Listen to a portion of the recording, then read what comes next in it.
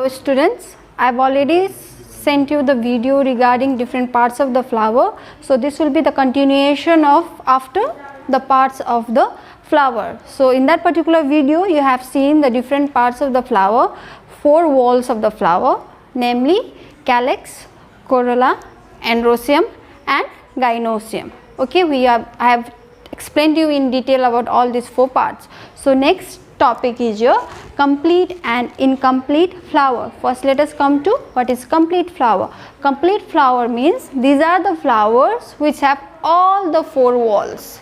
Okay, if you have all the 4 walls, then it is known as complete flower. Complete flower example can be commonly found China rose is one of the complete flower. Next is your incomplete flower.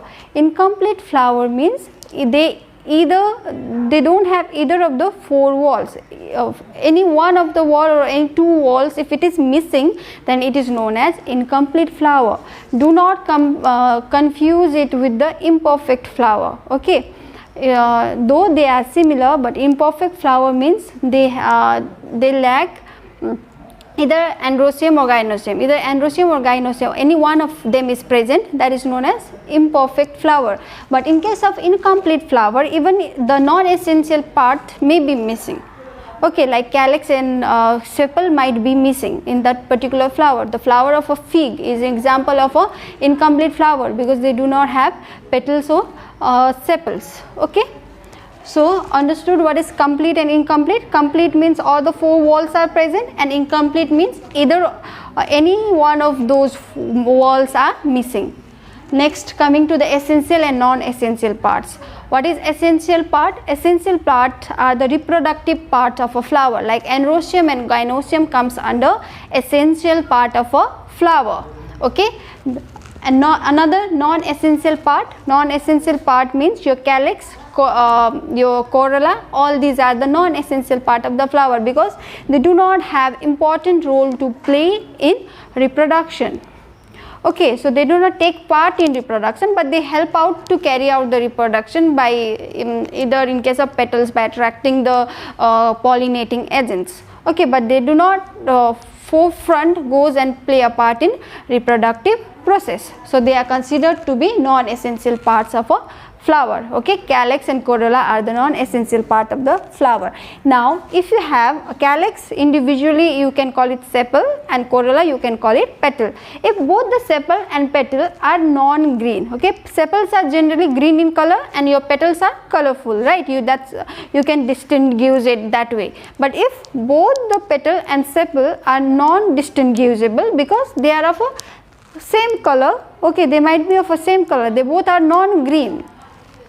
Usually sepals are green, but in this case even your sepals are of colorful. Okay, that's called as petaloid. Petaloid means your sepals and your petals, both of them are non-green, that means both of it is colorful. Example can be lily. Okay, in case of lily both the petals and your sepals are non-green.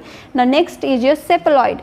In case of sepaloid, your sepals they are generally green, but petals they are non-green, but in this case even your sepals are green in color. That's why you are not able to distinguish between which one is petal and which one is sepal. So those kind of perinate means when you have both petal and sepal, collectively you call it perinate. If both perinate, petal and sepal are non-green in color or green in color, it is referred to as sepaloid. So your petaloid, both the petal and sepal are non-green. In case of sepaloid, your petal and sepal are green in color.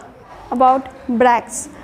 If the flower arises from the axil of a leaf-like structure, this leaf-like structure are referred to as a bracts. You all have seen bougainvillea, right? The outer, that colorful portion, okay, that's not the flower portion. Those are referred to as a bracts.